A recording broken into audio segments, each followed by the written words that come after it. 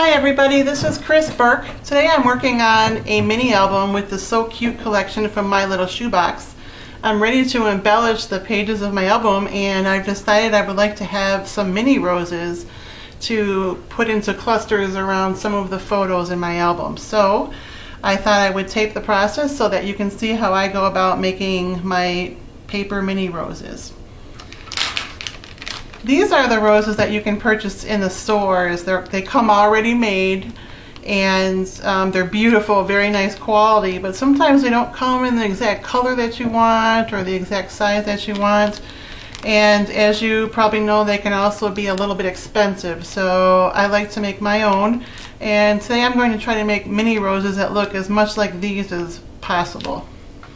So I'm using the reverse side of this Made with Love paper from My Little Shoebox. As you can see, I've already been working on making some of my flowers.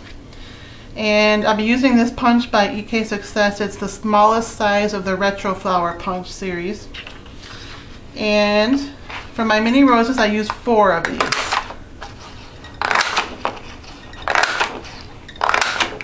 Now you can use another punch of your choosing, or if you have a die cut machine that you like how that cuts flowers, that's perfectly fine. Just make sure that the flower that you go with has some space in between the petals, because we'll be shaping the petals to form a dimensional flower. Now that we've got 4 flowers punched, I'll ink the edges up really quickly with some fluid chalk ink. You don't have to ink the edges, but I like to because I like the extra interest and dimension that it adds to the final product. So just quickly and kind of randomly running my fluid chalk ink around the edges. This happens to be the chestnut color. Sometimes I use pink or yellow or any other color, but this chestnut color is the one I use the most. And now that we have those inked up, our next step is to dampen the paper. That's very important because the damp paper allows us to shape the flower, and then once dry, the paper will hold those shapes. So I like to use this mini mister by Ranger. You can also use glimmer mist or any of the other mists that you might have. I just happen to like just using plain water, and just very lightly mist. 1 or 2 sprays is all it needs. If you get it too wet, the paper might rip in the next step, so just very lightly dampen. Next thing I use is a piece of foam or sponge. This happens to be a spare makeup sponge I had lying around. And I use this, anything that has a little bit of give, to help you shape your paper flowers. Now, I have to admit I have not come up with this idea on my own. I learned this neat trick from a very famous, very talented scrapper named Vicky Alberto.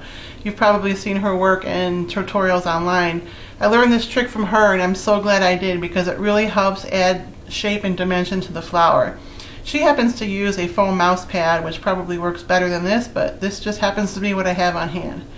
So I'm going to set that down, put one of my flowers on there, and then take a pen or pencil with kind of a rounded end and press that down into the center of the punched flower. Kind of roll that around, press it in there firmly, and it makes this kind of bowl or rounded shape to your punched out flower. So I'm just going to quickly do that with the remaining flowers.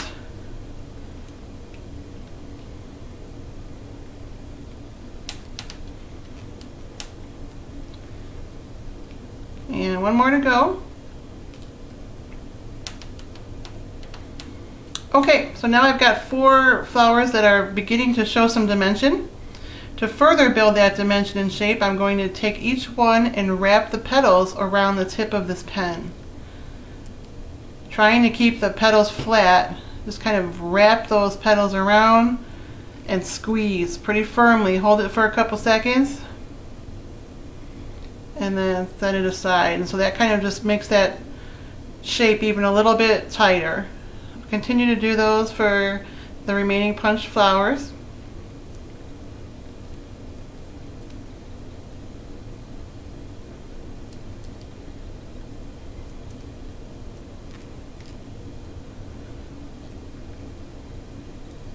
And 1 more. Now what you'll need to do next is allow these to dry completely. If you start working with them now while they're still damp, the shape will not hold and the paper might even stretch or rip. So you really want to make sure that your paper flowers are nice and dry now before you continue. So this would be a good time to go take a break and get a snack, or if you're like me and don't have very much patience, use your heat tool to dry these. Now, I don't know how you guys use your heat tool, but when I use mine, I have this tendency to blow the papers everywhere. They fall over the floor and I'm running around trying to pick them up, chasing after them. So what I do to kind of compensate for that is use a spare glass and just put all my shapes in there.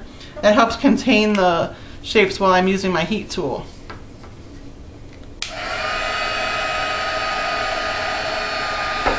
Want to get these nice and dry, but be careful not to burn your paper.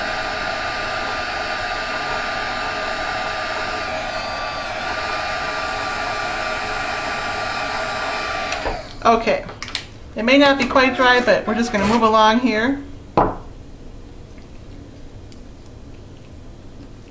Okay, I'm going to take one of these flowers and I would like to make it even narrower, so I'm just going to press it in a little bit and just kind of gently roll it between my finger and thumb. That will be the center of my flower.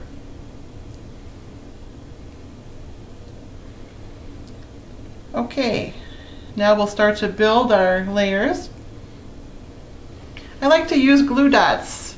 You can use liquid glue, hot glue, probably a glue stick. I just like the convenience and the durability of glue dots. So put a glue dot on the end of one, and I'm going to place this one inside another flower, staggering the petals so that I'm alternating between a petal in a space and a petal in a space. That just helps to add beauty and dimension to the finished flower.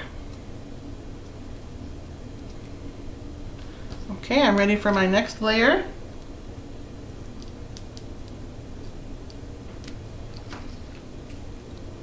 And I'm going to open this one up just a little bit to allow me some room to put this one inside. Again, I'm going to stagger the petals.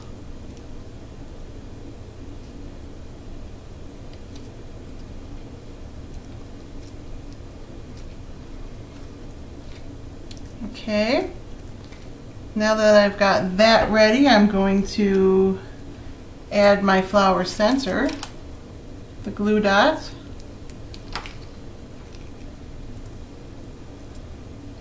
I'm going to open this up a little bit so I have room to place my flower center, staggering the petals. And now I have the beginning of a mini rose. And again, here's my inspiration. So next thing I need to do is shape my petals.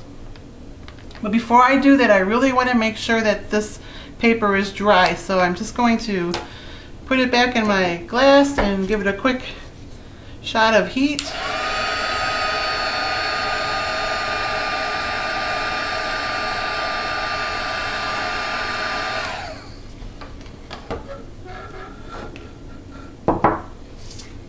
Alright, so then one by one, starting with the bottom layer, just start bending back and curling those petals. Shape them to your desired shape, one at a time.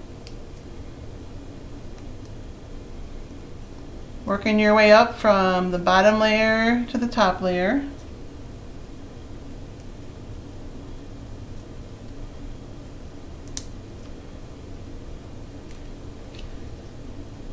Can you see how that's starting to really build a really pretty looking mini rose? Now before I attach this to my project, I will continue to shape my petals to make sure they're just right, but in the interest of time for the video, I think I'll just let it go there.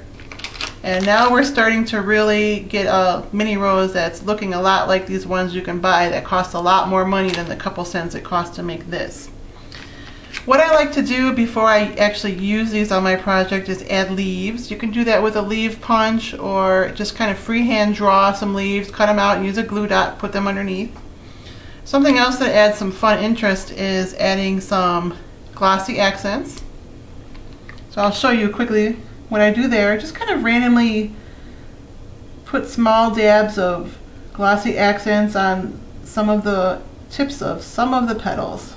A little bit in the center. Just kind of randomly put that around.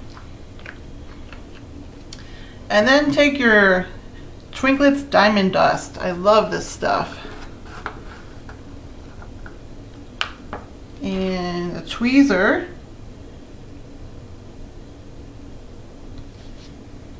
And just press that flower into there gently, making sure that you're coating all of the areas that you just put that glossy accents on. Lift it up, tap off the excess diamond dust. And now you have a sugared flower. And as you probably know, you can purchase those in the store too, and they can be pretty pricey, but for just a few more cents, we've made one ourselves.